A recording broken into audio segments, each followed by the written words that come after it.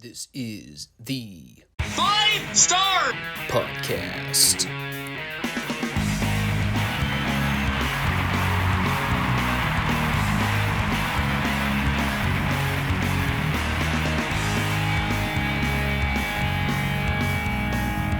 Let me talk to you.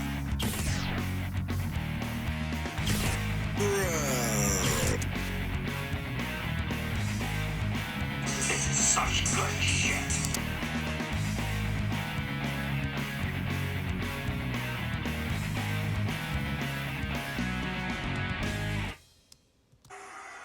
What do you guys want to talk about?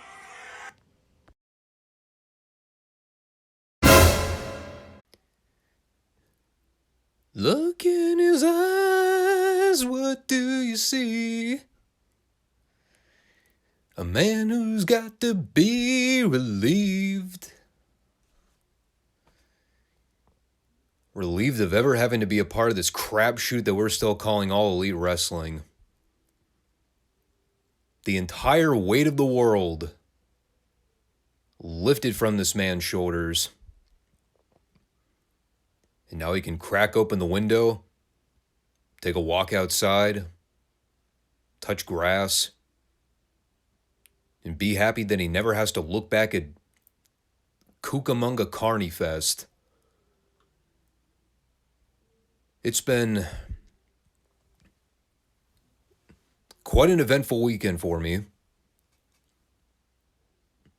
Well, actually, scrap that. It's been an eventful week, period. AEW just hosted their biggest pay-per-view event in company history. 80,000 plus paid attendance for Wembley Stadium. What is alleged to be the greatest night in company history for them. A week later, they're running the United Center in Chicago for All Out. And at the end of the day, none of it really matters, does it? No one's talking about All In. No one's talking about All Out. But we are talking about somebody who's definitely out. He's out of AEW. And his name is Phillip Brooks. Better known to the public as CM Punk. And the news broke over the weekend from multiple sources. Whoever was the first to leak it, I'm not entirely sure, but everybody's been reporting on it. The official statement was released courtesy of Tony Khan. As of September 2nd, CM Punk's contract with All Elite Wrestling terminated. In a decision that was made by Tony Khan and his quote-unquote discipline committee. Nearly threw up in my mouth a little bit there. Discipline committee. It's quite telling. That is a very corporate thing to hear about. That's almost as good as when you hear about employees having to meet with human resources to discuss their inadequate performances at work or their code of conduct. Of course, that's to be expected for a thing like most corporate jobs out there. I can't ever say, for as long as I've been a wrestling fan, I don't think I've ever heard of a disciplinary committee for a wrestling promotion. That is a new one. Almost as if the whole thing was made up.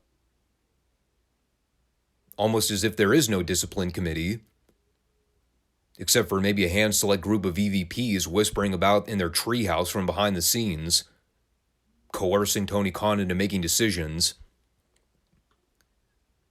What a mess. What a complete and utter mess the whole situation is. And you know what the funny part is?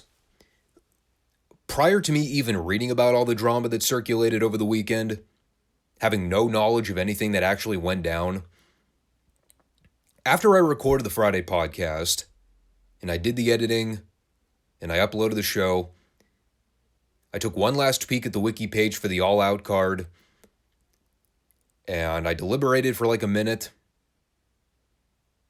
and then I just said to myself, to hell with it. I'm not ordering this frickin' pay-per-view. Why would I waste my money for a bunch of throwaway garbage matches? You don't have Punk on the card anyway, despite them being in Chicago. A total pinhead decision on Tony's part. One of many, which we'll get into in this video. I mean, I literally just dished out $50 the previous weekend for All In. Then I turned around the following weekend to pre-order the Midnight Express box package on Cornette's Collectibles. That was a well-spent $250, calculating shipping. I mean, I do okay for myself financially. I'm pretty stable. But I'm not a top 1%er either. I mean, I don't have that kind of money to be blowing on meaningless AEW pay-per-views that nobody's going to be talking about the minute it's over. Good to know I made the right call. And of course, no sooner should I come to that conclusion, 1 day later, that is when the news breaks that CM Punk's contract was terminated. And all the surrounding drama that goes on from there. Now, of course, I have somewhere in the ballpark of about 50 to 100 questions pertaining to everything that's transpired in this whole saga. Many questions that I don't think we'll ever get answers to anytime in the next month, much less 6 to 12. But I think it's safe to say that my reaction to all this was, honestly, probably less surprised than you would imagine. I read a few article headlines. I sat back to reflect on it. And then I said, oh, that's interesting. All right, well, I'm going to go take a walk now. And I left the house. I took my walk. I came back. I ate dinner. Woke up the next day. And then I started contemplating things. In addition to making my mind up about skipping out on the All Out pay-per-view, I also decided to delete the most recent episode of Collision on my DVR. Because again, no Punk. Nothing that looked all that striking on paper anyway from what they announced. I mean, it was the day before the pay-per-view, so I just kind of figured the show was going to be a bust anyway. I was totally planning on sitting here just to do a 30-minute discussion on the Payback special I watched over the weekend. The shortest FSWR podcast of all time. But here I sit, probably doing one of the more important discussions I've ever had on this channel, especially when it comes to wrestling news. And you know what? I think in order to really have a conversation about the whole CM Punk drama, I have to sort of establish where my opinion lies on CM Punk as a whole, because the biggest issue when it comes to relaying any news about Punk is the confirmation bias that comes with how the wrestling media reports on it. Like me, I'm just some dipshit on the internet. So my opinion is only as valid as how somebody interprets it. I'm not a household name. I'm not an important figurehead in the wrestling community. And I get that. I know my place. So with that all said, I am allowed to come at this from a particular point of view. And if you don't like the way I address the matter, then you can go listen to somebody that'll validate your confirmation bias. I've been a fan of CM Punk going back well before he ever started gaining traction in WWE. When people were talking about that work shoot promo he did on Raw back in like 2010 or whatever it was, I was screaming about how stupid the company was for jobbing him out of WrestleMania that year to Randy Orton. And if you need reflection on that, go back and look at the garbage they were doing with him in the lead up to WrestleMania that year. Punk's always been a polarizing figure in wrestling. And in many ways, I sort of chalk him up to the modern day Donald Trump of the wrestling industry. He may not like hearing that. A lot of people might not like hearing that. But that's just how I see him. People either love him or they despise him. And if there is middle ground, it's a speck on the radar. In my opinion of Punk, since the day he signed with AEW, once we got past the honeymoon phase and understood the reality of what we were dealing with, he always stood out as a spotted zebra. He was the one guy in that company that just never seemed like he fit. Now, that's not to say they couldn't have ever made it work, but it was an odd fit.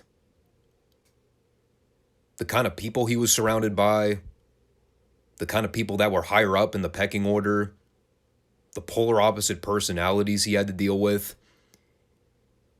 And it's been stated by many people, this is a very well documented point, from the day Punk showed up, that episode of Rampage from, August of 2021?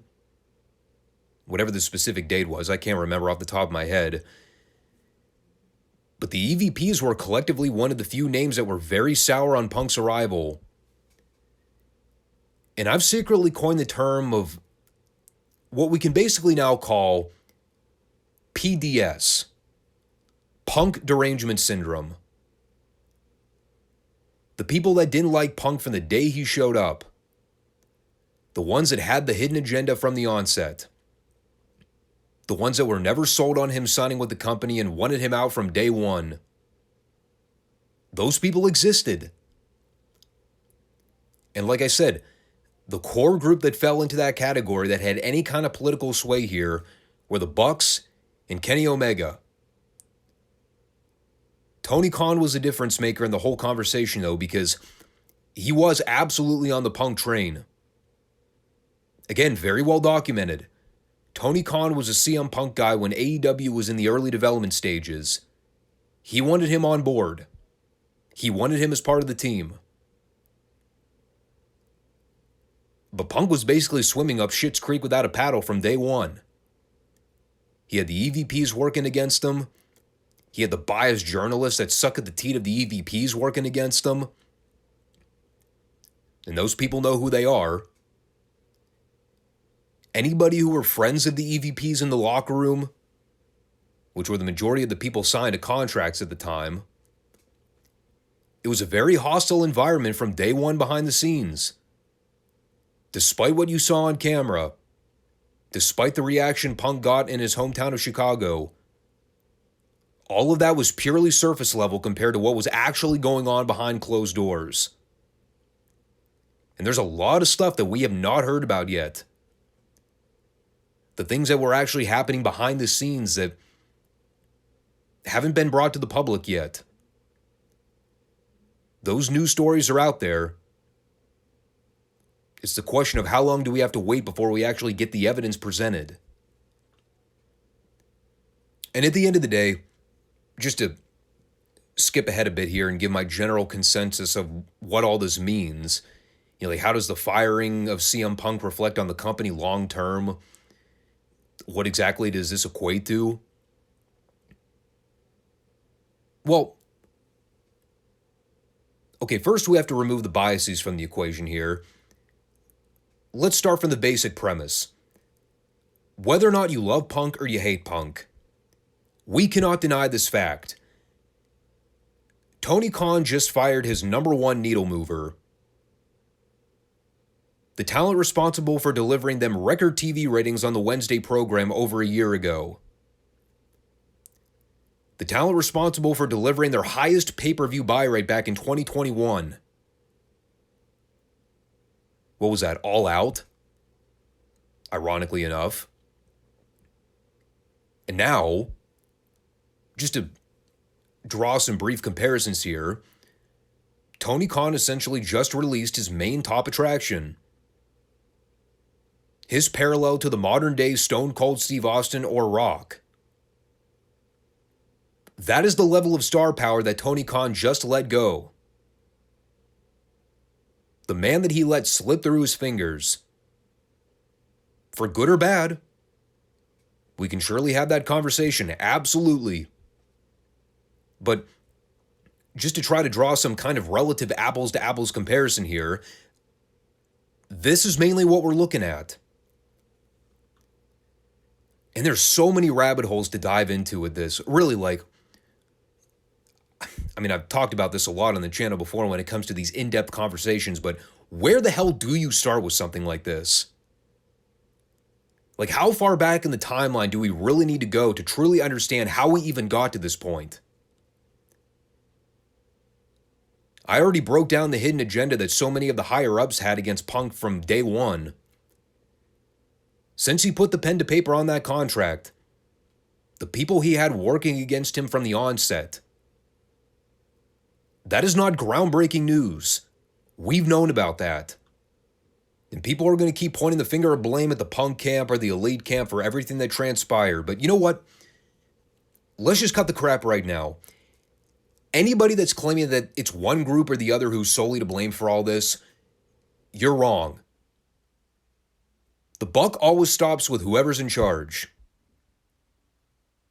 And when it comes to the whole Punk Elite drama in AEW or any of the altercations we've seen in AEW for the last 2+ years, take out Punk from the equation because there are other parties involved too. The reason we've seen shit escalate to the point we're at now is because of Tony Khan's lack of leadership. I've said it. Smart people have said it. Anybody with a functioning fucking brain could tell you. The reason things have spiraled out of control is because Tony Khan has no balls. From the day he was marked as CEO of this promotion, he made a conscious decision that it was more important for him to maintain friendships and be a walking doormat for his employees as opposed to being a boss. That is on him. It's always been on him. And I don't care whether you're a Punk guy or you're an Elite guy. Tony Khan is the one you should be blaming for everything we've seen happen. Be it the stuff with Punk and Adam Page from last year, the media scrum blow up with Punk, any potential things that happened behind the scenes between Punk and Colt Cabana that we've been left in the dark about, the locker room fight with the Bucks and Omega, up to and including the stuff we just saw transpire the previous weekend with Jack Perry. And that's just the stuff Punk was strictly involved with. I'm not even going to count the stuff involving Sammy Guevara and Andrade, the fucking diva drama going on with the women in their locker room. That's a whole other can of worms that I don't even want to get into right now. Tony Khan is responsible for letting all of that get out of his control because he refused to put his foot down. Plain and simple. During a time where everybody needed some type of authority figure to step up and be the voice of reason, Tony failed to do that. Time and time and time and time again, he failed to be a leader. And he has to live with that every day for the rest of his life. You think. Simple questions. Why the hell do they need to even create a completely separate Saturday program in order to keep the Elite and Punk on separate shows? It's not because they couldn't work together. It's not because they had completely separate visions of what AEW should be. No. The answer is simple. Tony Khan. Why was the issue between Punk and the Elite never resolved after time had passed and cooler heads prevailed? After Punk had gone away and healed up from his injury? After the Bucks and Omega spent 9 months burying their flagship show into oblivion? Why couldn't they ever sit down in a room together to hash things out? The answer's not because the Elite canceled a meeting in Atlanta when they were supposed to meet and make up. The answer's not because we knew things would never get resolved anyway and it would just lead to more drama. No. The answer is Tony Khan. If Matt, Nick, Kenny, or Adam told Tony, nah, cancel the meeting, fuck them, we don't want anything to do with them, you know what Tony's first word should have been? He should have said, I'm paying you sissy motherfuckers to be a part of my television show.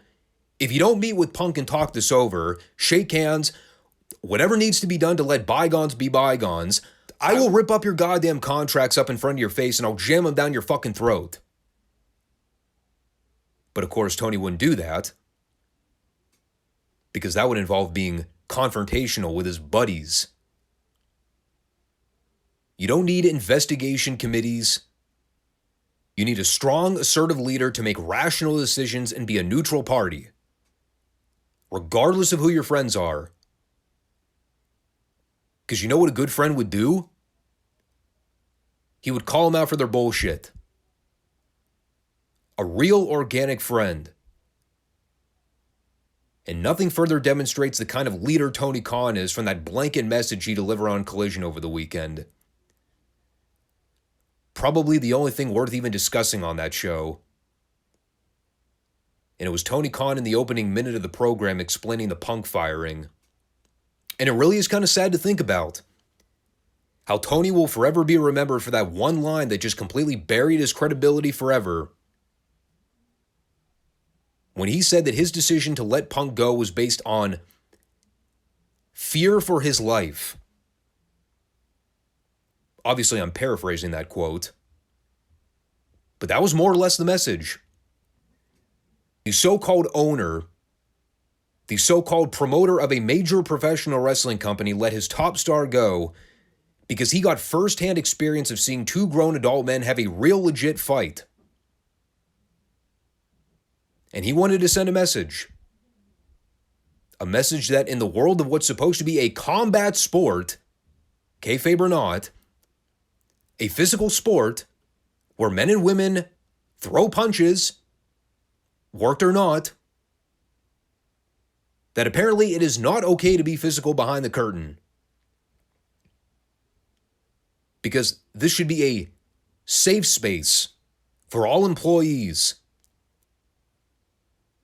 A safe space where the boys are protected from physical combat. Have you ever heard anything so namby-pamby? What a fucking pussy. If you don't like hearing me say that, tough shit. I'll say it. Tony is a pussy. He's never been in a real fight in his life. That's clear. So naturally, whenever he witnesses a real fight firsthand, whenever one of the boys is precariously close to him during a feat of rage, probably screaming in Tony's face and yelling at him for getting in the middle of things when he has no business being involved, he doesn't know how to handle it. And of course, that whole pre-tape was written out for him anyway. I mean, that was them just covering their asses for the evident lawsuit that Punk's going to file against those people in months to come. Probably for defamation of character. Since they all but said the quiet part out loud, that Punk is a raging, out-of-control lunatic. And if the rumors are true, that there's actual video evidence of that whole altercation between Punk and Perry that was caught on camera, that video footage is going to be very crucial in a court of law. Provided it gets approved as circumstantial evidence, which I have to imagine it will. And you know, maybe it's not exactly reasonable to call Tony Khan a pussy, because that's a subjective take. Clinically speaking, he's probably on the spectrum. I mean, you listen to the way he talks, the way he acts, the way he projects himself in social situations. I mean, he's probably got some diagnosed anxiety disorder of some kind. Like, trust me, I have relatives that act the way Tony does in social settings. ADHD is not that hard to pinpoint. And I've joked about the awkward things that Tony's done on this channel before, but that's not me poking fun at whatever mental disorder he may or may not have. I'm just giving you a general prognosis of what I see of him. on and off camera. But just the idea of the entire statement, it's so absurd that Tony felt unsafe or feared for his safety. Like, you know what I would have told him in that case? I'd have said, fuck your feelings, dude. You run a professional wrestling company where the entire premise of everything you see is based on physical combat. So congratulations, dude. You now have firsthand experience of what a real fight looks like. Get over your traumatic experience, be a man, dust yourself off, move on. That is how a grown adult man deals with his problems. Shake it off. Learn from it. Don't sit there and profess your feminine side. Make it clear to everybody watching that the owner of the company is a gutless wimp. The average wrestling fan already has a negative connotation of the way Tony Khan behaves just by watching the way he interacts with people. The awkward hugging, the facials, the intonation, the high-pitched voice. It's already bad enough. Don't worsen it. My God, I'm sitting here talking about the fans' projection of Tony. What about the people working for him? Now, see, this is where I get really curious now. What happens to all the people in this company that were good friends of Punk? The people that took his advice, that tried to actually educate themselves under his tutelage.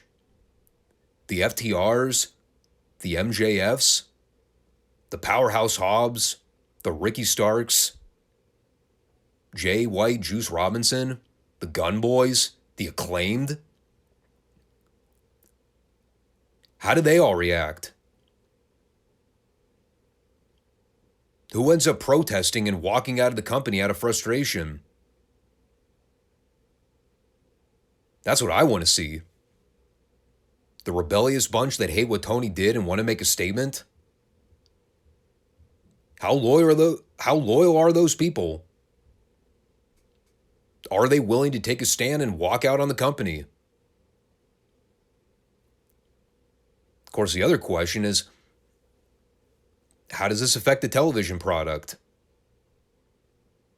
I mean, Dynamite, I don't think will be affected one way or the other. That show pretty much is what it is at this point. We know who the primary offenders are on that program every week. What about Collision? What's going to happen there? Now that they basically blacklisted their only major star we ever see on that show, is that going to leave more open room for the Wednesday holdovers to make their way over there and clutter up that program? Is it just going to turn into a Dynamite extension? Or Rampage 2.0? Or Dark Elevation 2.0? God help us all. And I don't know. And there's a lot of stuff I'm leaving out right now because I'm just sort of spitballing talking points as they come to me. I'll probably revisit more of these discussions as we see more of the development of the story. But let me address the other pink elephant in the room, because this is something I've been meaning to talk about for a while on the channel. Just my lack of overall enthusiasm when it comes to AEW's product right now.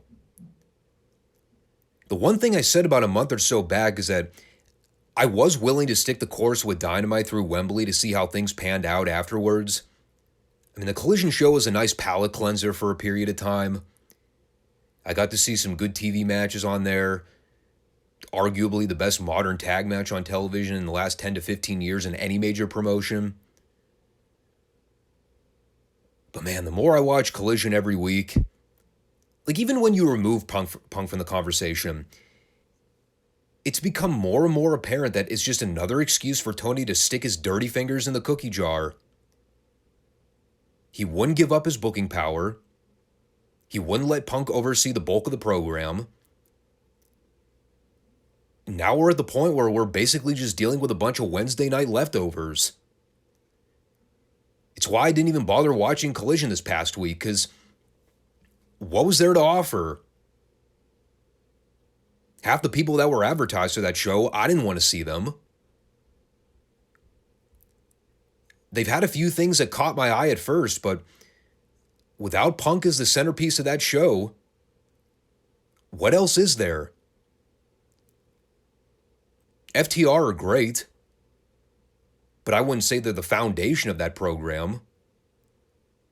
Samoa Joe, Ricky Starks, Juice and Jay, those guys are great too, but they're not the main focal stars. Bryan Danielson, he's been known to go along to try to get along. He's not going to be a locker room leader that stands up for real professional wrestling. Not in the same way Punk was trying to represent. How long is it before we see the BCC on Collision? And man, even guys like MJF, the rare few times we've seen him work the Collision show, he's been doing this wacky stuff with Adam Cole on the Wednesday programs for the last 2 or 3 months. I've kind of been over MJF for a long time now. It's the reality of where I am with AEW right now. They've killed all my steam. Anytime there's something I can sink my teeth into, anytime there's something that remotely catches my interest, they always manage to do something to yank the rug out from under me. And there's no reason for me to even watch Dynamite for the train wreck aspect, because it's nothing revolutionary. I'm just repeating the same talking points over and over again. Collision without Punk is dead in the water. I refuse to watch Rampage, because what the hell does that show have to offer? Like, unless they get Punk back, which isn't going to happen anytime soon, I think I'm pretty much tapped out on all this. I haven't been this cold with AEW's product since the Scamdemic era a few years ago. And that wasn't even really AEW's problem. That was a wrestling-wide problem. The empty arena, no fans bullshit. Like, that whole era just sucked entirely. It was impossible to watch anything. It was terrible with WWE. It was terrible with AEW. You name the promotion. It was bad. That's kind of where I am with AEW right now. That level of disinterest, to where I just don't even really want to talk about him anymore. And I've had some projects on this channel that I wanted to dive into for a while now. I mean, you all know how much I love classic wrestling. And I have been on record saying that I've been meaning to make the Monday show more of a WWE-driven podcast anyway, and then try to make the Friday show lean more in the classic review direction. So I think within the next week or so, I'm going to make an announcement on the channel about where I'd like to take both the Monday and the Friday podcasts.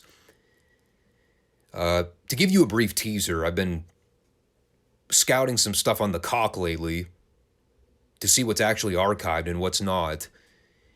I am trying to make more utilization of that for especially the classic material.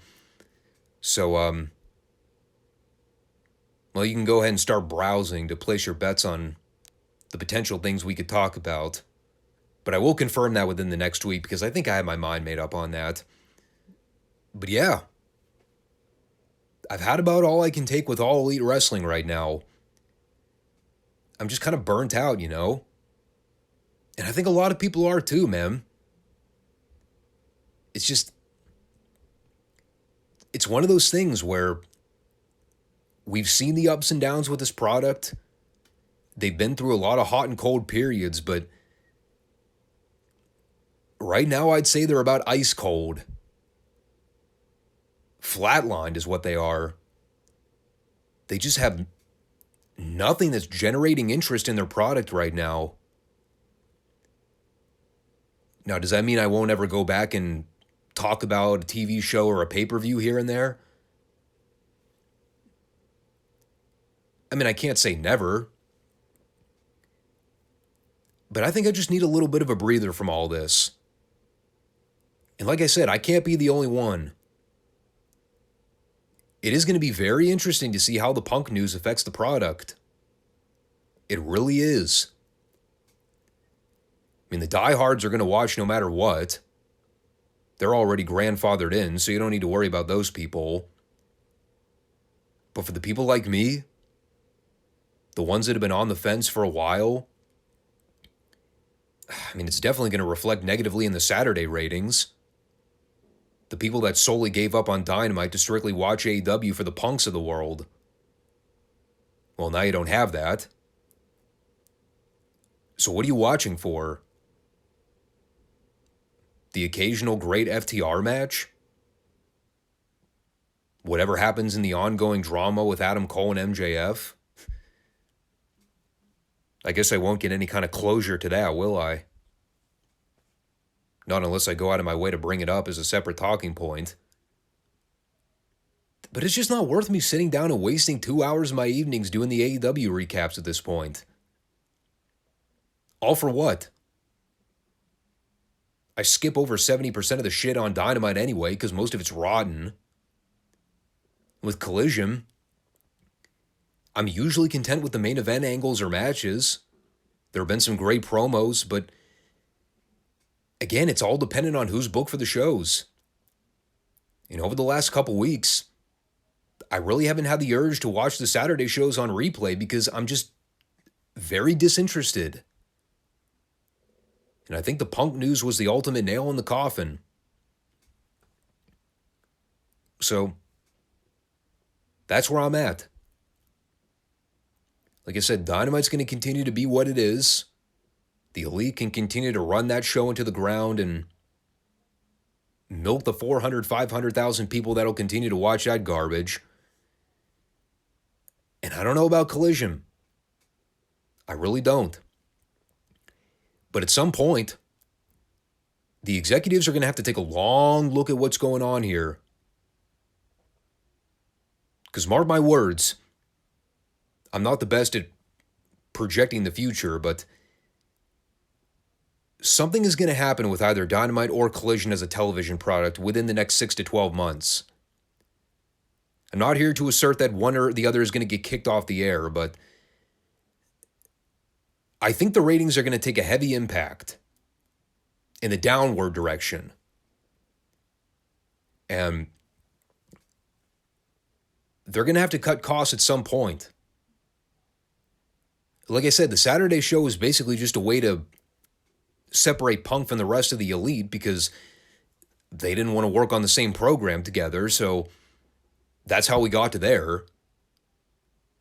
But is the Collision show really a necessity now? I mean, for the FTRs of the world, they've at least proven they can be in the same room as the Bucks. Christ, they just worked a tag match together at the All Out pay-per-view. So I think they'll be fine working under the same roof. They might not agree in terms of how the wrestling business should be operated, but I mean, they can be functioning employees. But, I mean, if I got to pick between one or the other, which one's going to get the bullet in the back of the head? It's probably going to be the Saturday show. The ratings haven't been doing well. General interest in that show is just not there. But like I said, I want to spend at least another week or two touching on some of the fallout from the Punk news because it is a multifaceted discussion. But I do want to wait for more development to occur before I expand on much else because I don't like talking about things until I actually have proof in front of me or articles to confirm things. It's the way I operate. A lot of what I talked about right now is opinion-based, and I'm just giving you my overall take on the situation, but I think we need to see more unfold before we can really elaborate. So, for now, I'm just going to move on. We got this WWE Premium Live event to review, and before we get there, I want to highlight a few things on SmackDown. And as we go over the SmackDown notes briefly before transitioning to the Payback report, just wanted to give you a friendly reminder. John Cena still sucks. Doesn't matter what color scheme he's wearing. Doesn't matter what town he's visiting or whose ass he's trying to kiss. Doesn't matter if he's full-time, part-time, or pay per appearance. He's still the same John Cena that ran roughshod over this company for the better part of a decade and buried any potential rising star that he saw as a threat to becoming more popular than him. And isn't it funny how after years and years and years and years of him going out there and ruining guys' careers, derailing the momentum of future prospect after future prospect, I could go on for fucking hours. Wade Barrett, Zack Ryder, Miro, former Rusev, Ryback, Kevin Owens. Y'all remember Damian Sandow? Actually, you know what's funny? I mentioned Wade Barrett offhand. How about the entire fucking Nexus? And of course, who could forget the gravest offense of them all? Bray Wyatt. He was never the same. Once he jobbed to Cena at Mania, that was it. He was never the same afterwards. The mystique was gone.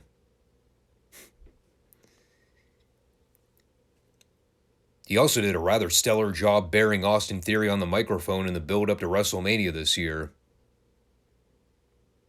But we won't refer back to that. And of course, after the laundry list names I just ran down, now is the point where he wants to give back to the fans. Now is the point where he decides to do the right thing for business and do jobs for people. What a lying sack of shit. Standing out there preaching, "Tonight is the night we give you an iconic, memorable SmackDown for the ages." Which was a lie. "Tonight we create an unforgettable SmackDown." Lie. And finally, after his droning babyface monologue, out comes Jimmy Uso. Apparently with new theme music and all, which I'm yet to be sold on. And speaking of burying people, boy did they do a wondrous job giving Jimmy Uso the jobber treatment here. Someone apparently thought to themselves, you know who would be great to send out there to try to go toe-to-toe with Cena on the microphone? The guy that can barely cut a halfway decent promo on his own. Much less having to go back and forth with a gerbil jousting match with someone that's been in the sport for over 20 years. So this blew up in Jimmy's face rather quickly. He got totally lost, completely lost his train of thought, just standing out there with his dick in his hand, basically trying to remember how he's supposed to say, Roman Reigns and John Cena are both alike, because they spent their entire runs as main event guys smashing over dudes and obliterating their momentum. But he couldn't figure out how to put that into words. So Super Cena had to step in and basically cut Jimmy's balls out from under him by going, I've been meaning to tell you this for the last 3 years. The wrong Uso quit.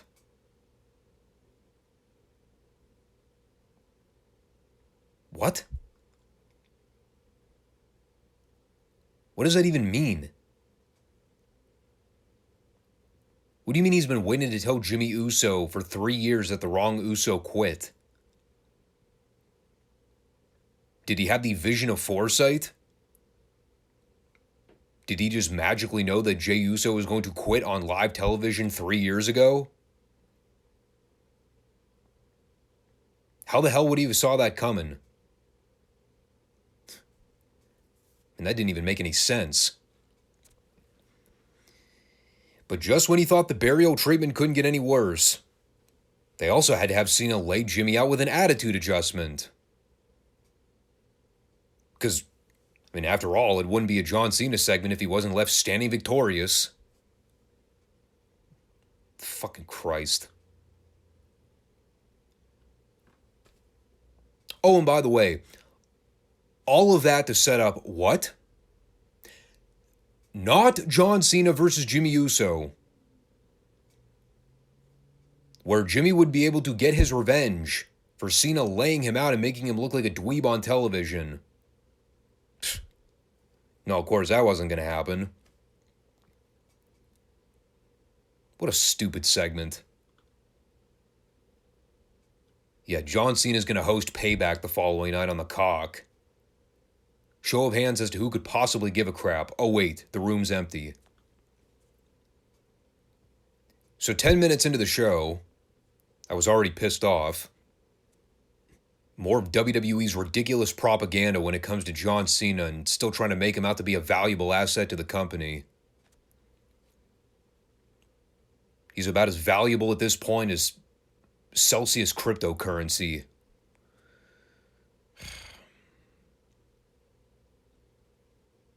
So what else was there to dive into on this show? There was a Rey Mysterio Santos Escobar versus Austin Theory Grayson Fodder match, which was fine. And just a way to advance the Mysterio Theory match for the following night.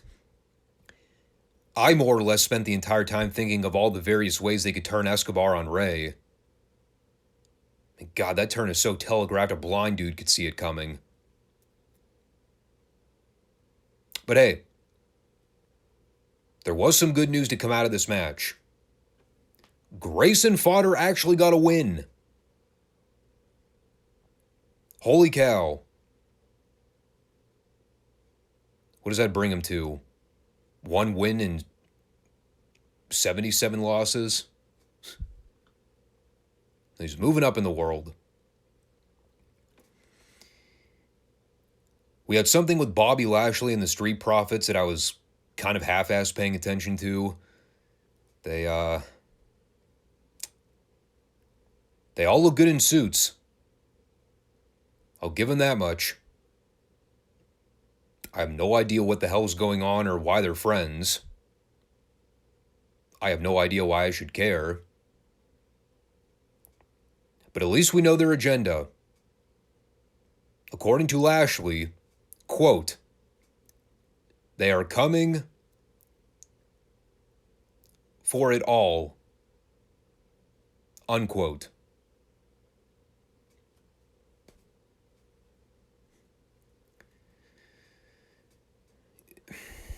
Yeah, I don't know. Then they did Kevin Owens and Sami Zayn versus the Legado lackeys, who are not Escobar or Mysterio. I'm talking about the former Zema Ion and the other dude whose name I can never remember. And honestly, I can't tell which one's worse. That I still can't recall the names of the LWO jobbers, or the fact that I completely forgot that Owens and Zayn were the undisputed tag team champions. Now, granted, they've mostly been on Raw anyway, so we haven't seen them in a while. But, yeah, remember when those guys were main eventing WrestleMania Night 1, like 5 months ago? Remember how super over Sammy was back in like January or February before the title match with Roman at the Elimination Chamber? Well, here we are in September. There's certainly guys that exist on the show right now. And they certainly had a tag match here. It was just kind of there. Owens and Zayn won. And then they told the Judgment Day to bring everything they had to the street fight the following night in Pittsburgh because, oh yeah, did I mention that? The fact that the tag title match with Balor and Priest was a street fight? Why? I don't know. I guess because we haven't seen a plunder match in wrestling in, Christ, at least 7 days. So we were bound to break out the gimmicks eventually. Here's a segment that was mildly interesting, though. 4 days after the greatest moment of The Miz's career, the only thing worthwhile he's ever done in WWE, that being a poor man's carbon copy of LA Knight, after that legendary performance, here he was on SmackDown a few days later, talking about how LA Knight isn't on the same level Miz was over a decade ago. To which I asked, what's that? When you were playing second fiddle to your flunky Alex Riley? Speaking of guys John Cena had a fun time burying, add Alex Riley to the list of WWE missed opportunities. It is easy to forget sometimes. When Miz was the world champion in this company in like the early 2010s, Alex Riley was more popular than him. And he was just a background player at that point. Whatever happened to that guy? I don't even know. But we're not here to talk about Alex Riley and his problems. We're here to talk about the other guy that's more over and more popular than Miz could ever hope to be. And his name is L.A. Knight. Yeah. Yeah! Yeah! And this was... well,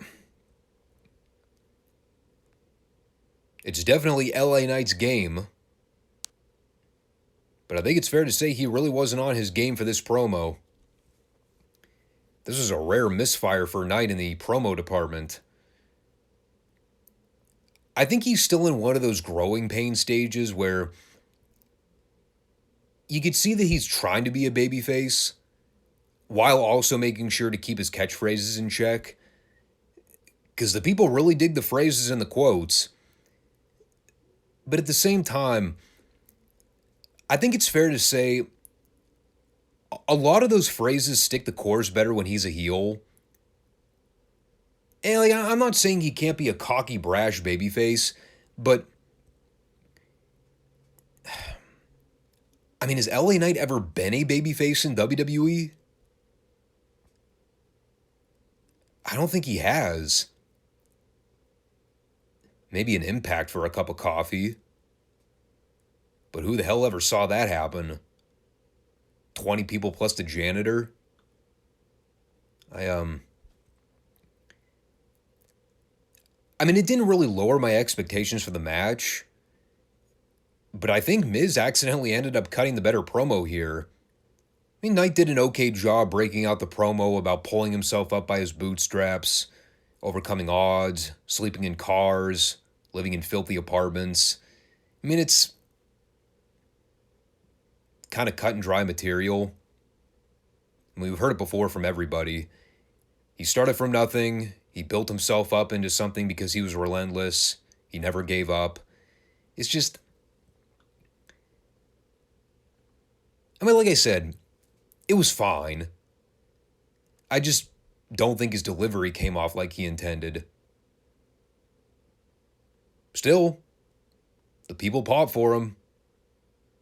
And they definitely booed The Miz at the end when he laid out Knight with the stroke. Or whatever Miz calls his version of the front face DDT. The skull-crushing finale, I think. I mean, it was probably one of the better things that happened on the show, if I'm being honest. And having seen this prior to the actual match the following night, I was kind of intrigued to see what would happen. I mean, I figured LA Knight was going to win. I just didn't know how good or bad the match was going to be because The Miz was involved. We'll talk about it. Something we won't talk about is Shotzi and her green tank, which is still slightly less green than her ring work. She and Bayley had a match, and well, that's about all I care to comment on it. And then, I guess we were already at the main event, weren't we? Interesting. It was Solo Don't Call Him Sikoa versus AJ Styles.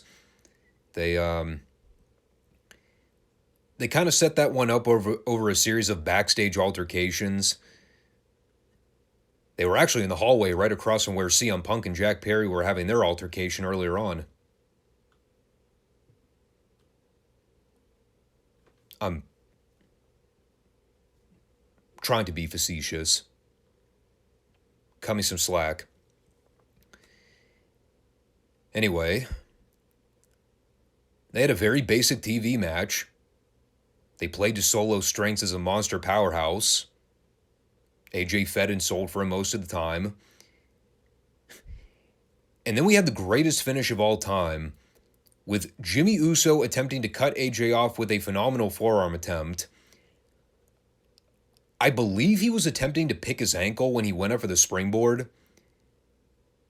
And not only did Jimmy completely miss, but he then lost his balance and fell off the ring apron like a dipshit. And AJ sold it anyway. And then Solo took advantage. He hit AJ with the spike, and he pinned him. I watched that Jimmy Uso spot back like 8 times. I laughed harder every time I went back and watched it. He just looked like a total numbskull. But obviously they're doing some kind of story with Jimmy looking to get back in the Bloodline's good graces. For whatever that's worth. I mean, this whole Bloodline thing's been on autopilot mode for the last month or so. They clearly have no idea what direction they're taking it. Or if they do, they're obviously in a stalling period until they get to Rumble season. I mean, Jay was written off of TV and storyline until, well, what happened the following night. Again, we'll talk about that in a second. Roman, I don't know what he's doing right now. But the only group members that are a part of the current Bloodline story are Solo, Jimmy, and Paul E. And that's about as interesting to watch as paint drying. Even with Paul E in there doing the Slimeball promos, I mean, that's only going to get them so far. So I really don't know what to make of all this right now. I mean, it had virtually nothing to do with anything on the Payback show the following night. But since the Bloodline story is mostly a SmackDown-driven faction, I mean, they had to try to give the people something worthwhile. Elsewise, the only thing that would have even been worth mentioning is the stuff with LA Knight and The Miz. But that's all there really was to SmackDown this week. And I contemplated even watching it since Payback was the following night anyway. But by that point, I already had my mind made up about the AEW All Out pay-per-view. So, just to make sure the whole Monday show this week wasn't just a Payback report, I said, what the hell? Just throw the SmackDown show in there and keep things fresh. Too bad the show was mostly a nothing burger. And that kind of leads us into Payback from Saturday night. On the topic of nothing burgers. It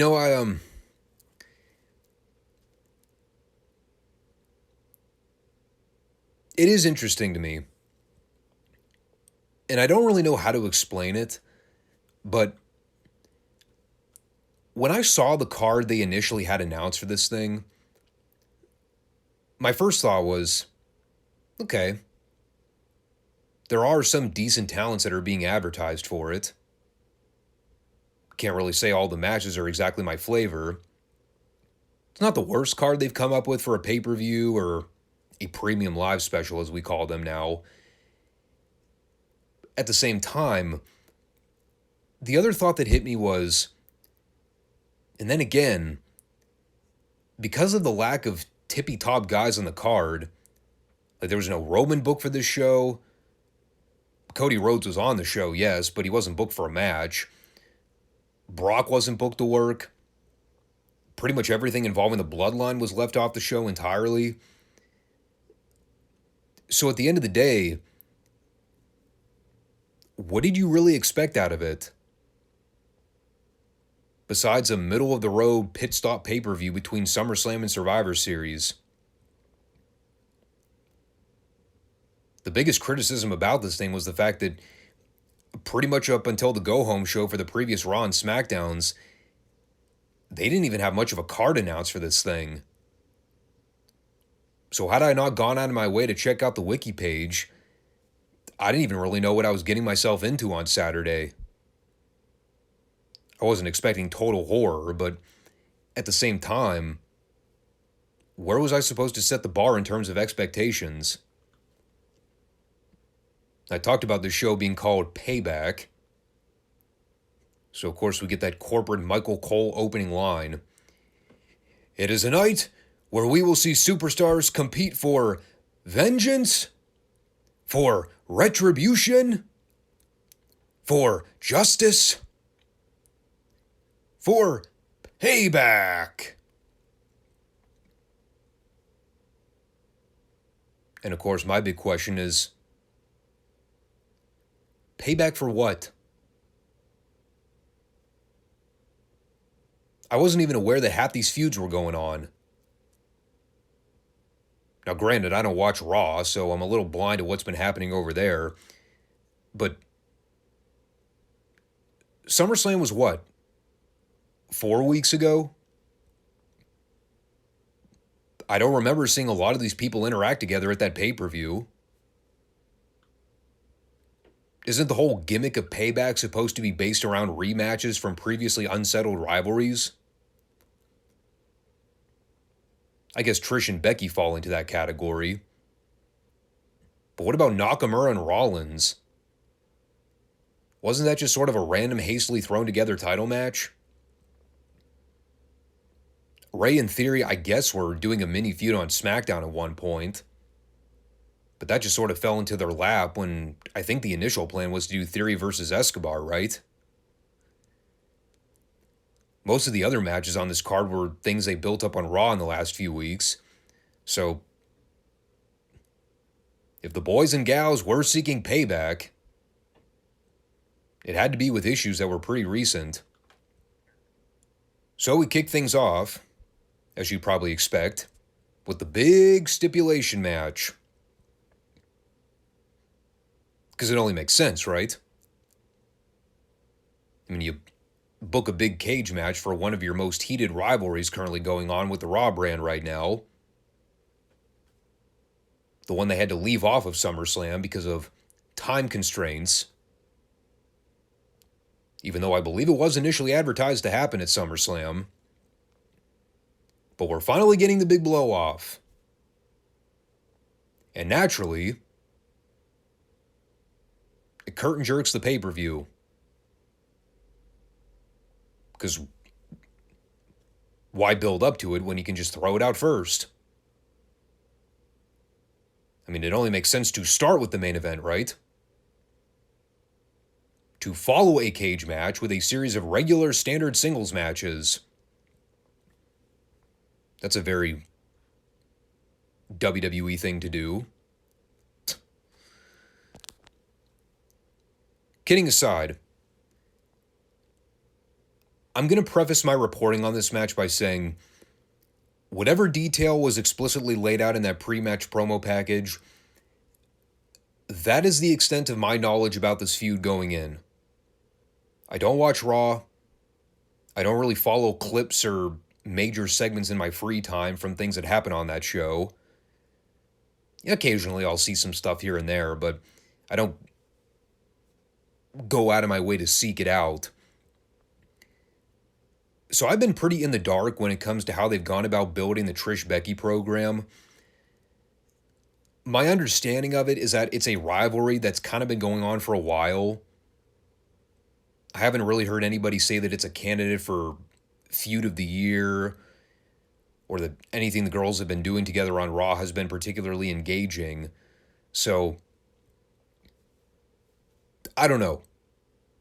I can only judge it based off of what I saw here. This took a while to get going, but by the end, got to admit, I thought Becky and Trish had a hell of a little match here. Dare I even say, not that the competition on the show was all that high to begin with, it wasn't. But I would probably agree with a lot of people out there if they tried to make the argument that this was the best match on the show. Modern cage matches in wrestling for me are always hit and miss. Funny, I literally just talked about this during my SummerSlam 94 recap the other week, as we're delving into the retro review series on Classic Raw from the mid-90s. I talked about how I'm not a fan of modern cage matches in wrestling where everything is escape the cage rules. The idea of fleeing from your opponent by trying to climb out of the cage, I never liked that concept. I always liked the old school, no way in, no way out rules for cage matches. Owen and Brett was a unique match in the sense that they managed to make the escape the cage stipulation work. Mostly in that there were no pinfalls or submission rules to begin with, so you had to climb out of the cage to win it. This one was a pinfall, submission, or escape the cage rules. I've never been a fan of that layout. Like, just make it one or the other. Make it pinfall or submission, or just make it escape the cage. When you add 3 stipulations in there like that, it's equivalent to putting a hat on a hat on a hat. It's too gimmicky. With that said, these girls worked really hard here. They laid their shit in. Trish was a very solid, smug, bitchy heel. Becky worked great as the intense, vengeful babyface. They worked the cage to their advantage. I love seeing when the boys and girls actually use the cage as a weapon. Throwing each other into it, mashing their faces into the grating. Yes, when you remove the element of blood, it is always a downside. You just kind of have to accept that it's a reality in today's WWE environment. You're just not going to get intentional juice. Unless Brock is involved. What I really liked about this match, though, is how it actually progressed as it went along. Like, they kept things very basic at the beginning, but they built to the big spots. And when they were taking bumps and falling off the cage, they milked those moments. They sold shit. I love the superplex spot that Becky gave Trish from the top. Looked totally safe. It was timed well. They sold the fall perfectly. Trish with that giant welt forming on her forehead. She took a brutal beating in this match, dude. Her arms were bruised up. She just looked like a mangled mess in there by the end of it. It was great. You just got the sense that these two were going out there to settle a heated issue. You had a clear-cut protagonist, a clear-cut villain. The crowd was solely behind Becky the entire time. The stuff with Zoe Stark at the end, I was kind of on the fence with a lot of that. Like the spot where she's out on the floor trying to pull Trish out through the cage door. Becky's trying to yank her back into the ring. I mean, it didn't even look like they were trying to have a legit struggle. And then Zoe just sort of let go and Becky pulled her back in. That just looks so lame. And then 5 seconds later, after Becky hits her rock bottom finish on Trish, here's Zoe to hit the ring to break up the pinfall. Because, of course, it's no DQ anyway. So her interfering isn't going to throw the match out. Interference in a cage match. There's a classic wrestling trope that you love seeing. And honestly, I don't even know why Zoe Stark was needed. Because Becky laid her out anyway. And then she hit her rock bottom finish from the top rope on Trish to pin her. Zoe was a complete non-factor. I guess she was needed for what they were setting up in the afterbirth, but still, I mean, she just wound up being totally feckless in the whole deal. And then Zoe and Trish had their little banter afterwards. Zoe killed Trish with that tilt-a-whirl move. She took off her Trish's Awesome t-shirt, or whatever it said on there. Apparently turning face in the process. And not an ounce of a fuck was given. Which I can basically chalk up to one of two possibilities. Either the Pittsburgh fans don't care about Zoe Stark versus Trish Stratus, or even worse, they don't care about Zoe Stark, period. I mean, I've had good things to say about Zoe Stark in the past. I don't know what they've been doing with her on Raw as part of the whole Trish-Becky program. Whatever her alliance was with Trish previously. Again, I'm kind of in the dark with how all that's been going, but yeah. Really don't have much else to add. Remove my criticisms about the Zoe Stark stuff. Really good match. Best thing on the entire card. And it really is a testament to illustrating the biggest differences between WWE and AEW's women's division. AEW's done girls' cage matches before, and none of them have ever been on this level. Not even in the same universe. And even with the Rhea Raquel match, which I'll talk about a little later on, it wasn't something that's winning match of the year. But even a rather subpar girls match in WWE is light years ahead of what AEW is doing with their women. It just really stood out watching this show. There's just the stark contrast between WWE and AEW's girls. It's quite telling. It really is.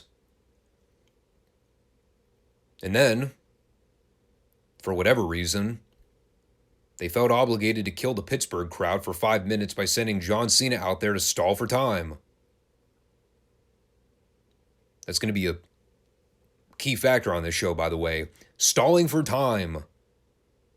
You'll hear me revert back to that talking point a little bit. But they set up the night before that he was going to be guest hosting Payback. Again, why? Because there was virtually no other selling attraction on the entire show. So when in doubt, call up Cena on the phone, send him a plane ticket to Pittsburgh, and have him drop in to be a completely pointless guest host. And special guest referee. Because, did I mention? Yeah, that was a thing that happened here. It's Miz versus LA Knight. Now with Super Cena as the guest ref. Why? Why not? At least it forced him to take off that hideous Fruity Pebble-looking t-shirt. What did Miz say to him in his promo? Almost 50 years old and he still dresses like a Teletubby? Boy, he ain't lying.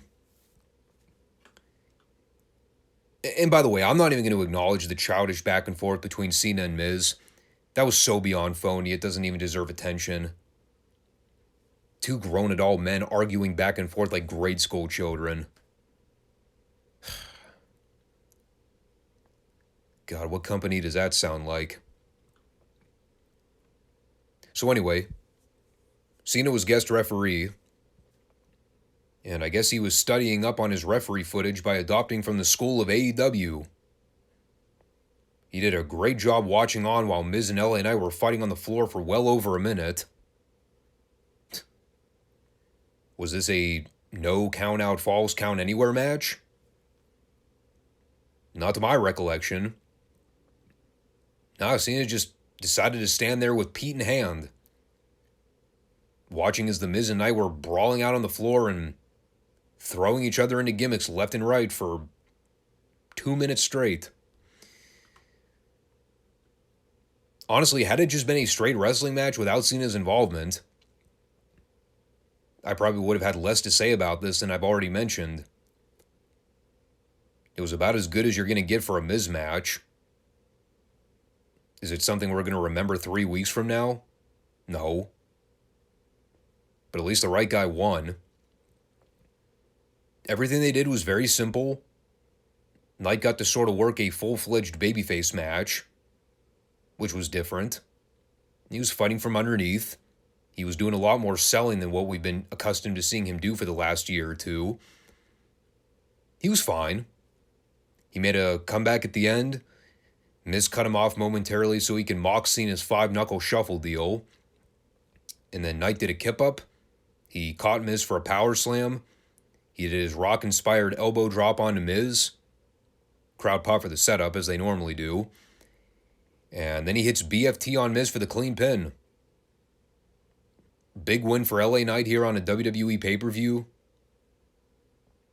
Or at least what's equivalent to a modern WWE pay-per-view.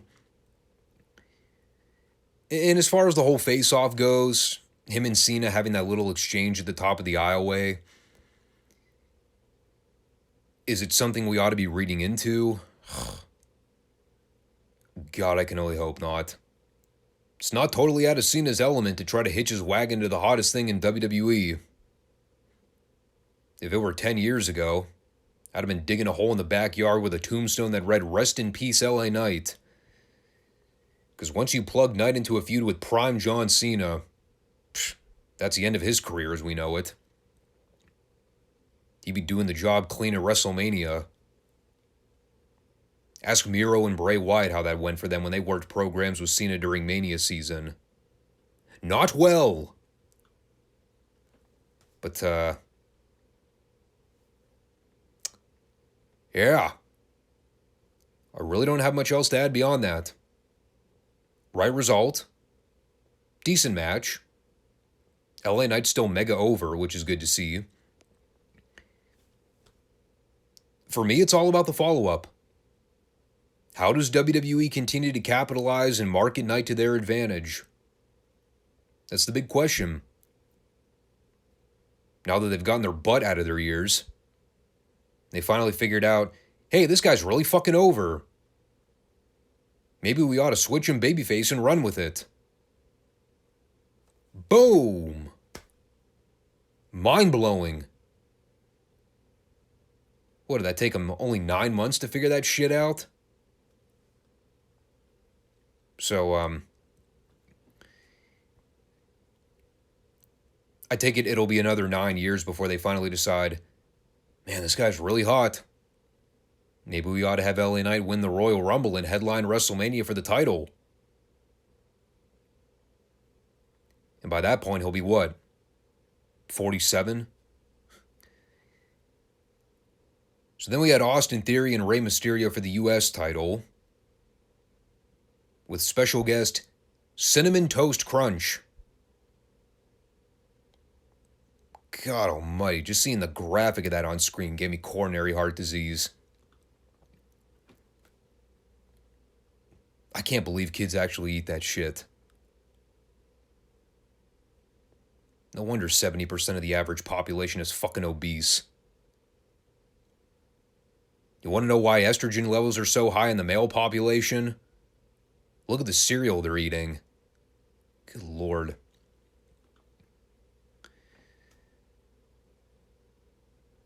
So they're doing this match. It's kind of a match, if I'm being honest. Probably nothing you wouldn't expect to see as a main event match on SmackDown. The action's fine. It's not what I would call anything pay-per-view quality. And as they're trading stuff back and forth to the end, Ray goes for the 619. Theory gets the knees up when Ray goes to drop the dime. Theory picks up Ray for the 8-town down. Ray rolls through. O'Connor roll. 1, 2, 3.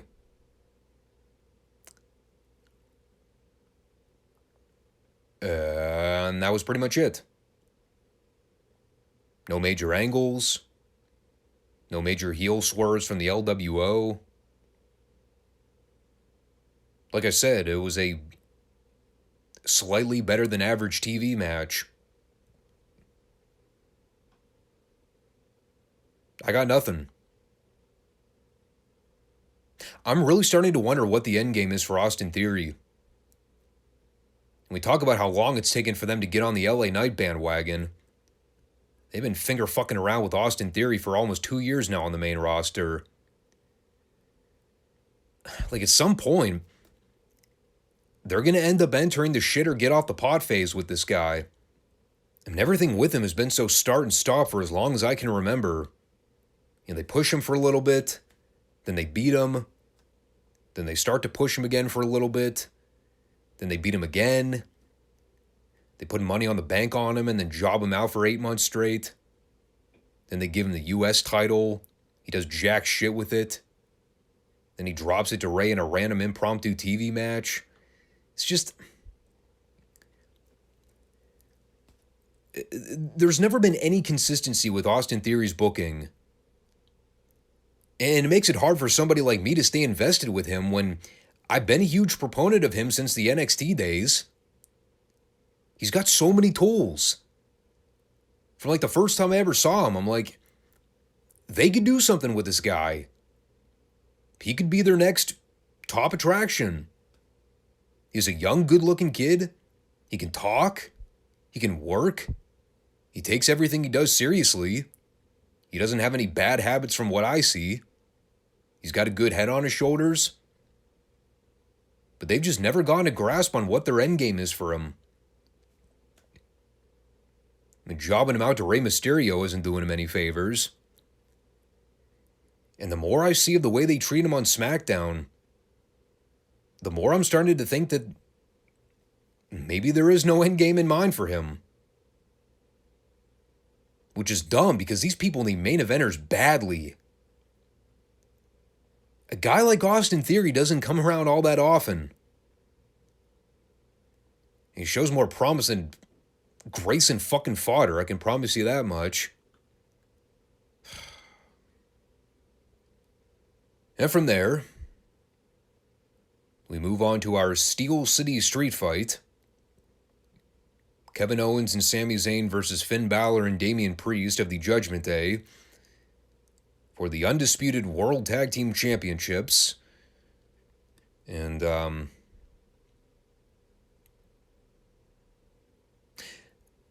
well, I guess we could start with the obvious. Why was this a street fight? The answer is because we can. To which I say, well, I'm happy for you. Glad to know that stipulation matches continue to be totally meaningless and throwaway. Now, of course, being that it is a street fight, modern wrestling fans have sort of been conditioned to know what to expect in these matches. I believe it took the Pittsburgh fans approximately 1 minute from the opening bell to start a very mild "We want tables" chant. Because even my fellow Pittsburghers are a bunch of pea-brains when it comes to their taste in modern wrestling. I did laugh at Balor stomping on the terrible towels. Why those were conveniently hanging out underneath the ring to begin with, your guess is as good as mine. But at least it made a little more sense than, I don't know, fucking kendo sticks or aluminum trash cans.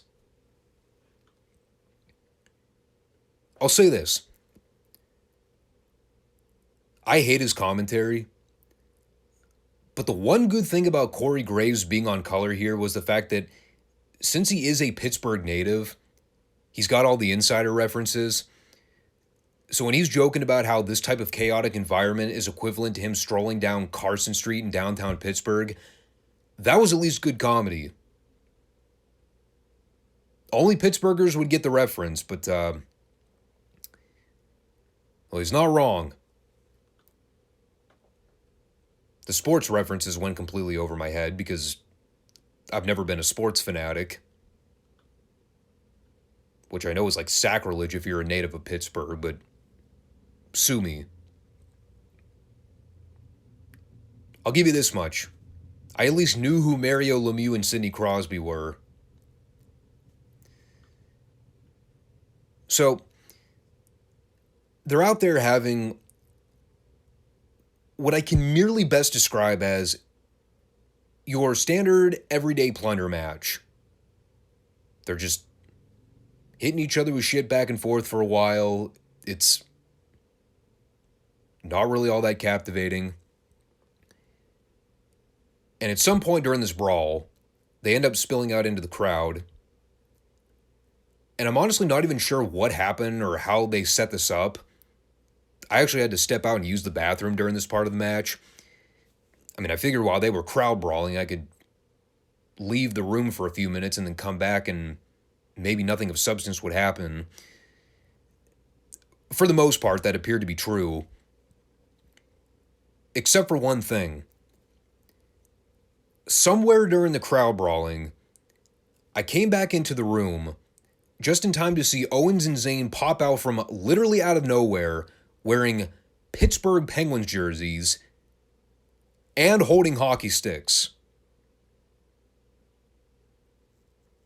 Where or how they had time to change into these get-ups, I couldn't tell you. But that was a thing that happened. Because I can promise you one thing. When Owens and Zayn came out for this match, they were not wearing these jerseys. And then all of a sudden they were. And I don't know how it happened. Time travel, perhaps. Now, this is where I figured out that I knew who Lemieux and Crosby were.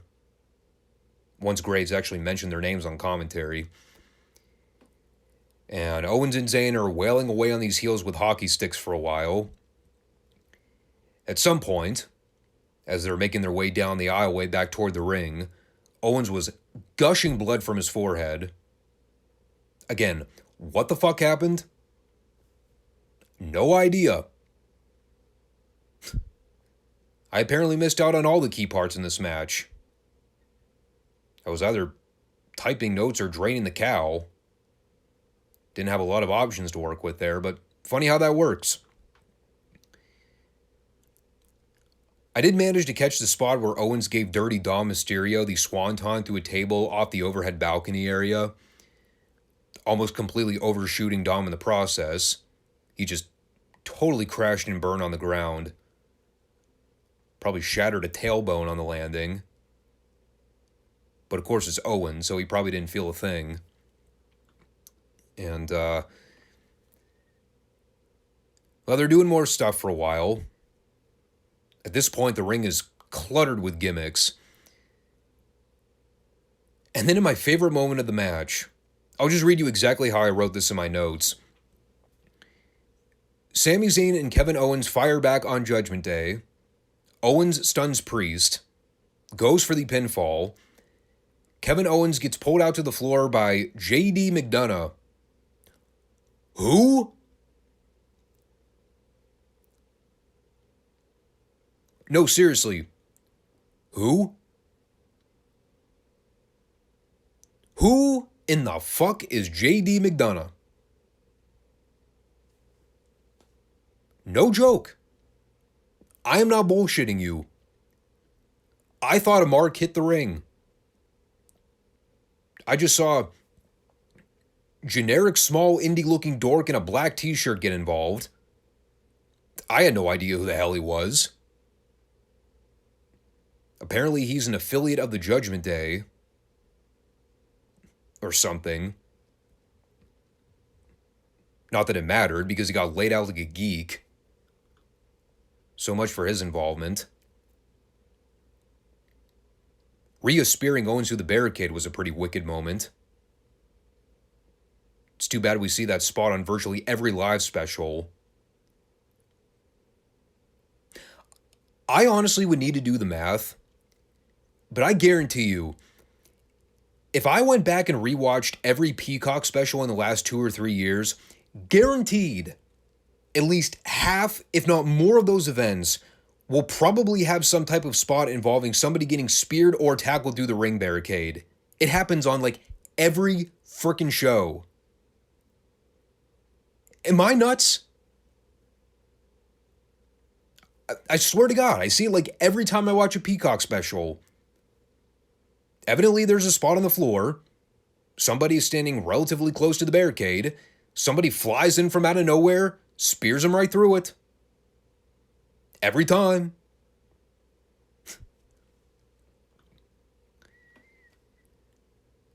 And then finally, after what was essentially a 5-on-2 handicap match, Sammy goes and hits Balor with the haluva kick in the corner. Dom Mysterio ends up sneaking in at the very last minute, clocks Sammy with the briefcase, and then he put Balor's dead body on Sammy for the 3 count.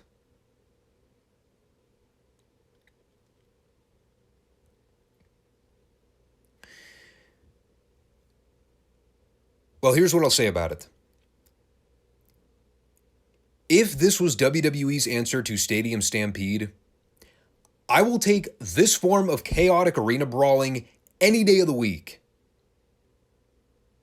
Because at least in this capacity, I can mark it off as controlled violence. You didn't have 70,000 split screens or 15 billion missed camera shots of all the key important parts of the match. Things happening in 30 different locations. It's impossible to keep track of anything. Like, at least if you're going to do the anything goes stipulation, do it so we can actually see all the important moments.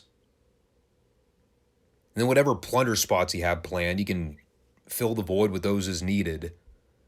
I mean, yeah, it was a garbage match. It's definitely not my cup of tea personally. But in comparison to a lot of modern garbage matches I see in wrestling anymore, this was inoffensive by comparison. There were some cool moments, some okay spots. It wasn't comically entertaining like the coffin match that I just reviewed for the All In show, which was just train wreck level awesome. This was a serviceable WWE style garbage match. Take that for what it's worth. I know it's almost oxymoronic. How do you have a good garbage match? I'm still not exactly sure. What's the term I used a minute ago? Controlled chaos. That's probably the best way the best thing I can say about it. Yeah, there was a lot of shit going on, but it was easier to follow than what I'm used to seeing. There was an attempt at trying to implement angles without going over the top to the point where it was just insulting. The stuff with the Pittsburgh Penguins jerseys was kind of but there wasn't anything I saw during this match that I would coin visually insulting. They ended up making it work. And as far as the title change goes, honestly, I'm okay with it. I think the Owens-Zayn run as tag champs had its purpose. We got the great WrestleMania moment with them holding the belts together to close out night 1.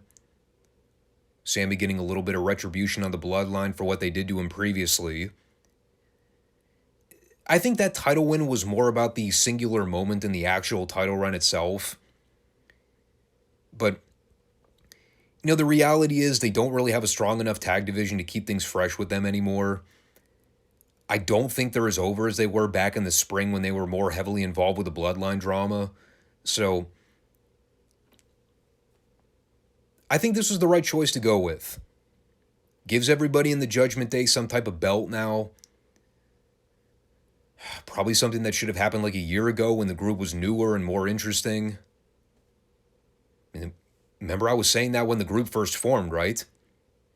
In an ideal scenario, they'd be doing everything they can to get these guys major championship belts, to give the group some kind of purpose, to make them stand out. Well, here we are 16 months later? Yeah, WWE has a knack for jumping on things too late. But, what's that old phrase? Better late than never, right? And we'll see what they do. Priest and Balor were teasing dissension as early as last month. Putting the tag belts on them was an interesting move. I wouldn't expect it to be a lengthy title reign, but it does kind of put the split on pause for the time being. And if that's something they want to prolong until later in the year, maybe even around Rumble season in January, then sure. Let's ride that gravy train and see what they do. Just don't plug them into a program with Pretty Dreadly and we'll be in good shape. So, well, remember on the Friday show when I ran down the wiki page for the Payback card? And I said, 6 matches announced, huh? That seems like an incomplete show. Maybe there will be more matches added. Or, maybe they'll just lull people into a coma with a Grayson Fodder talk show segment.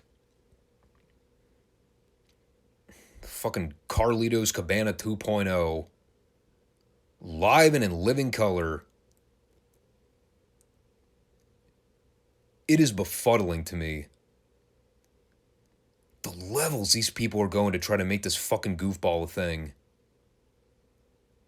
I don't get it, man. I really don't. Somebody sees potential in this guy.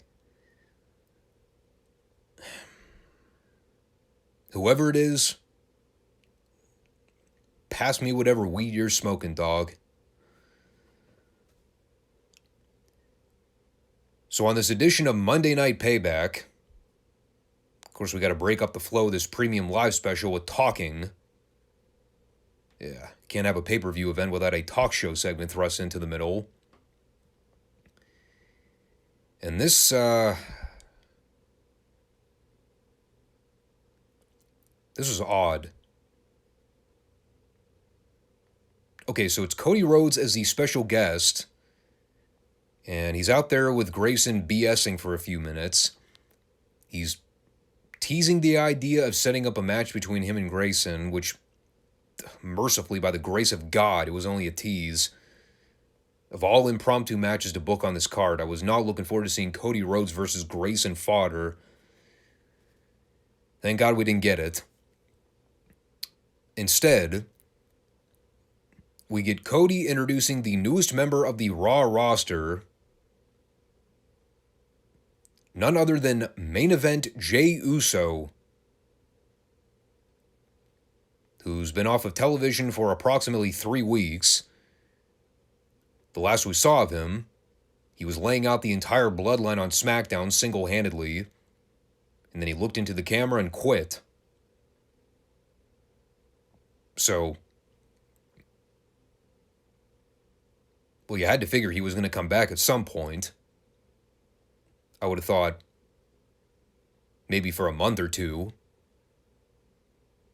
Nope. 3 weeks.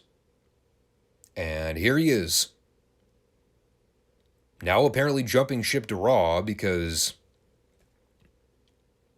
that is a thing that can apparently happen. Because the draft.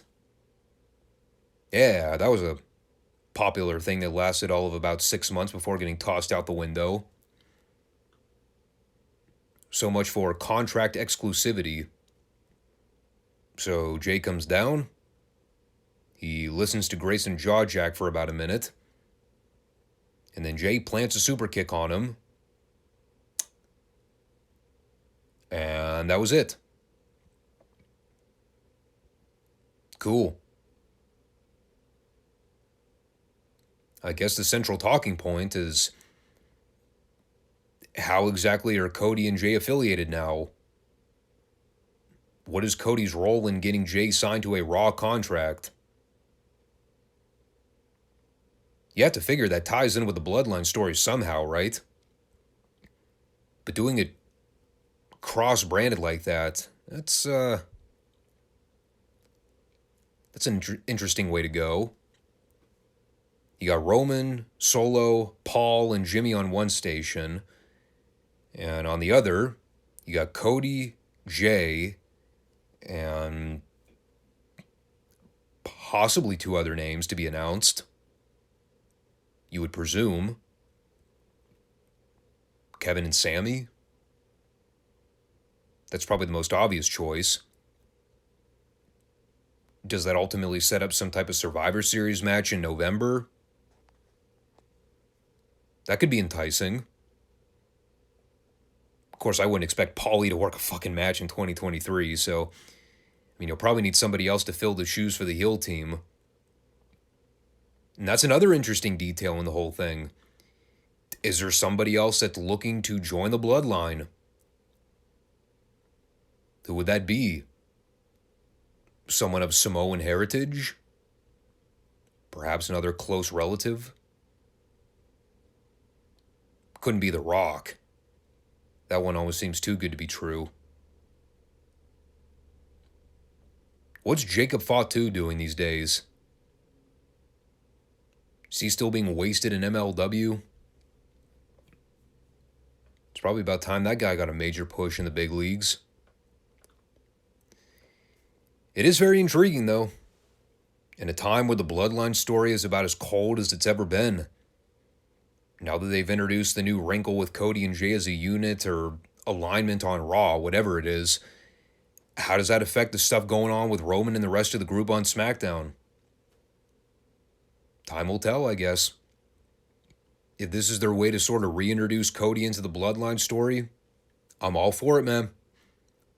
And like I said, the Bloodline angle has been kind of directionless for a long time now. If they're looking to reinvigorate hope in that group, why not? Start the WrestleMania build early. Get Cody back into the equation again. So that brought us to Rhea Ripley versus Raquel Martinez Lopez Gomez Santiago III. Whatever she's going by these days. And this is for the Women's World Championship. That's apparently not the same Women's World title as the one Io Sky currently has on SmackDown. They're not FedExing it in the mail back and forth as co-champions. No, it is a completely separate belt. So, well, it's funny. Right as they were about to ring the bell for this, I think it was Corey again, he mentioned something about how these two have actually wrestled each other before. It was right before they called up Rhea to the main roster a few years ago. Her last match in NXT was against Raquel, which I have no memory of ever happening.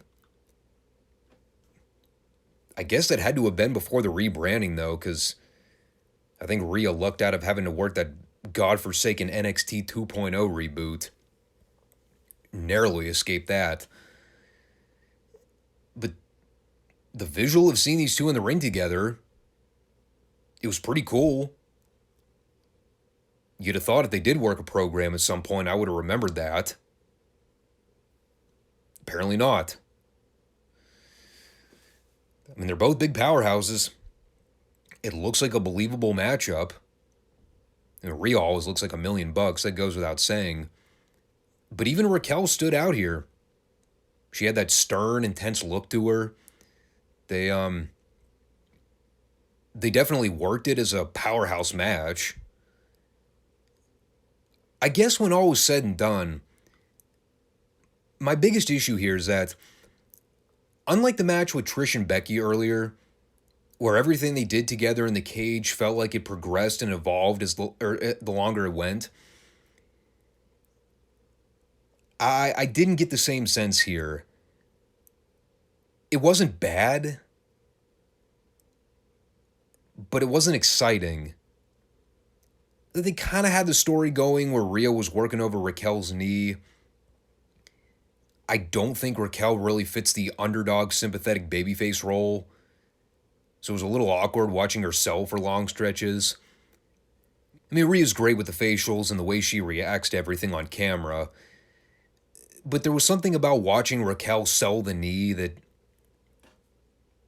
didn't really work for me. I mean, for her size, for the kind of athlete and the worker she is, like, she needs to sort of match Rhea in terms of the power game. And I don't think they ever did a good enough job telling that story here. Rhea winning wasn't a big surprise either. Overall, though, I think the biggest issue with this comes down to the length. What was it, like almost 17 minutes in total from bell to bell? That is way too long for a match of this caliber. Like, this needed to get cut back by at least 5 minutes, because they were really starting to lose me by the midway point here. The stuff with Dirty Dom at the end kind of brought the energy back up a little bit. The people always love seeing Dom get beat up. You know, especially seeing him take the running power slam from Raquel. People pop for that. But then, of course, you obviously know what the finish is going to be from there. So, boom. Rhea cuts off Raquel with the knee with a chop block. Hits her with a riptide. 1, 2, 3. Again, an okay match. Serviceable for getting Rhea on the card in a featured capacity. I think very highly of Rhea's work. Raquel's good.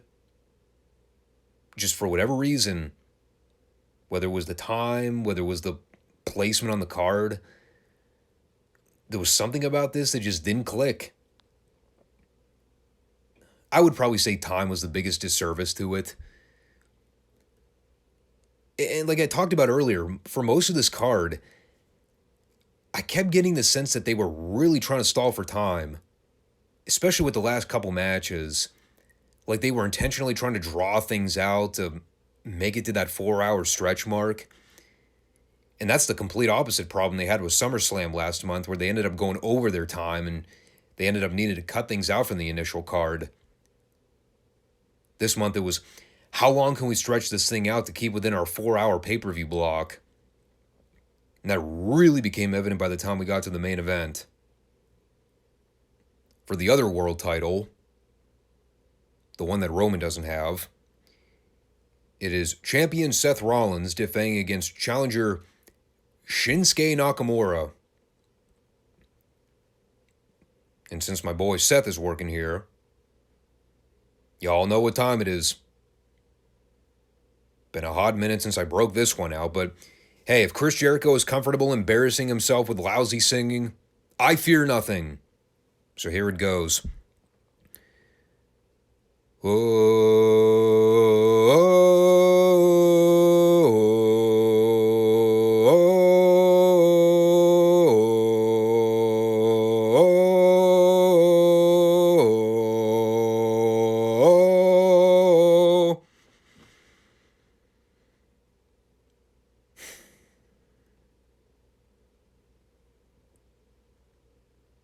Never gets old, does it? Actually, it does. I've been over it since the first time I heard it. And I'm not really sure what to make of Nakamura's anime either. That was different. But you know what? Now that I think of it, it is better than listening to Nakamura speak in broken English. I had to listen to that in NXT for like 6 months. It never got any less annoying. But they basically had a story going here. Rollins went in working the back injury, to the best ability that Rollins knows how to work a back injury, I guess. I mean, for a guy that claims his back is flaring up on him, he seemed perfectly okay doing all his running dive spots. Occasionally, you would see him grip the small of his back, but maybe he was getting his education from the school of HBK. You claim to have a back injury, you work all your matches like normal, and then get everybody to buy the idea you're actually hurt when chances are you're full of shit. Not that I would ever insinuate that Shawn lied about his back injury. Just like how I would never insinuate that he lied about his knee injury the year prior to get out of having to do a job to Bret at Mania. And you know, I'm watching this match, and it's going, and it's going, and it's going.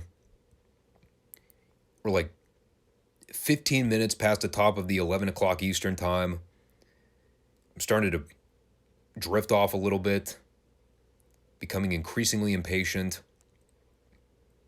The ending doesn't seem like it's anywhere in sight.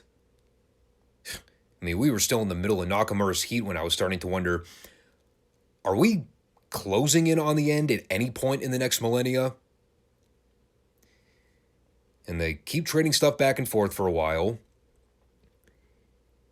And then from virtually out of nowhere, with no build or setup, Rollins counters a roll-through stack-up, and then he just sort of hits Nakamura with a weak-ass looking curb stomp and then pins him. And of course, the main thing in the back of my head, Priest is still the Money in the Bank holder, right? Is he planning on cashing that sucker in at any point in the future? Because now would probably be an ideal time. Surely they're not going to go out on that note. Well, guess what they didn't do? Yep. No cash in. Rollins overcame the odds. He defied his career-ending back injury. He retained the belt. And that's how they ended the show. I mean, it was good. I don't really have any complaints about the stuff they did. But, you know, part of the other issue, too, aside from the fact that the match went way too damn long, the other thing to consider, and again, it kind of goes back to my discussion about the Rhea Raquel match, but did anybody actually buy that Nakamura was winning? Bad back or not, there's no way people ever thought Rollins was losing the belt here. Unless it had something that directly tied in with Priest cashing in his Money in the Bank. So, maybe that was just the issue too? Or people were waiting for the finish to see if there was going to be some kind of afterbirth. And then there wasn't. But even by the time we got to this point in the show, I was just impatiently counting down the clock, waiting for the finish to happen, because, I mean, I already knew what the outcome was going to be before they even rang the bell. Even looking over my notes now, the limited stuff that I wrote down about the spots in this match, a lot of it's kind of uninteresting, if I'm being blunt.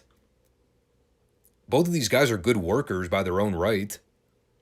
I mean, I haven't been all that interested in Nakamura's material in a very long time. I guess you could say the same with Rollins. Although my issues with him more so come with the gimmick than his actual ring work. But at the end of the day, it was a good, very solid main event TV quality match. Nothing more, nothing less. It kind of had that Challenger of the Month vibe to it, if you know what I mean. Like they needed somebody for Rollins to feud with going into the show. So they just woke up one day and said, how about that Nakamura fella? He's still around collecting a paycheck, right? Honest question. Can anybody recall the last thing he did on TV prior to getting this title match? Okay, so he was off TV for the longest time. Then he came back. He had like that one match on SmackDown with Karrion Kross. Then he got drafted to Raw. That's all I've heard from him since. And this is just stuff that happened in the last 3 or 4 months. What about the last 3 or 4 years? My God. You'd have to send me down a Shinsuke Nakamura time travel shuttle just to recall anything he's done in WWE for the last several years. Fuck if I remember. I lost track of what Nakamura was doing when he got called up to the main roster like 6 or 7 years ago. I think one year he won the Royal Rumble, but hell if I remember what year that was. I don't really expect them to linger on this feud coming out of this. Rollins going over clean indicates to me that they're ready to move on to something else. What that something else is, I have no clue. But that's really the only thing I had to say about it. Quite frankly, if I were in charge of booking this card or formatting the show, I'd have swapped this match with the opener to have Becky and Trish go on last. It was the best match on the show, no question. And it was a cage match, so it had a special gimmick stipulation to it. I've always been an advocate of putting those matches higher up on the card anyway. It was highly more interesting than Rollins and Nakamura. And at least the Becky Trish program is something they've been developing on TV for a while. So it fits the Payback model better. Overall, it's kind of hard to really give the show any kind of grade. I didn't find myself hating anything on it. But take out the Becky Trish match, there wasn't much else worth checking out. And the street fight, I guess, had its moments. But for the kind of wrestling I enjoy, this one kind of peaked with the opener. Hate to say it, but it's true. There was a lot of stuff on here that felt like it belonged on a Raw or a SmackDown. I don't know why the John Cena stuff was necessary. The Grayson Fodder talk show stuff could have been dealt with on TV. It just came off like they were really trying to stretch out large chunks of the show. And maybe that's on them for not utilizing time management well. But that's my main takeaway. If you boil the show down to 2.5, 3 hours, it would have made up for some of the formatting gaffes. So, not a bad show, not a great show, just kind of mid, as the cool kids say these days. So, this is a very interesting podcast. Really wasn't expecting that going in, too. I was just kind of expecting to come on here and run down the Payback special, and that would have been about it. But then the CM Punk news happened, and well, you heard me rant about that. So, you know what? It gives me a chance to kind of clean up some things on the channel, get a fresh start, and just kind of adapt. And I talked about it earlier, but I've been burnt out on AEW for a very long time, and maybe this was just kind of a sign. Just an indication that you need to step away from the product for a while, possibly revisit it later on when you get a break. But how long that break will last for, I don't know. I really don't know. But as we go about the FSWR podcast going forward, reformatting some things, shifting the balance of power, if you will. No, I'm just kidding. No, just get a fresh start, like I said. We'll have some new segments, got some new shows to talk about, and we will go from there. So make sure y'all subscribe, comment, like the show, do all that good stuff, and we'll see you back on Friday. How about that? Thanks for watching. Peace out.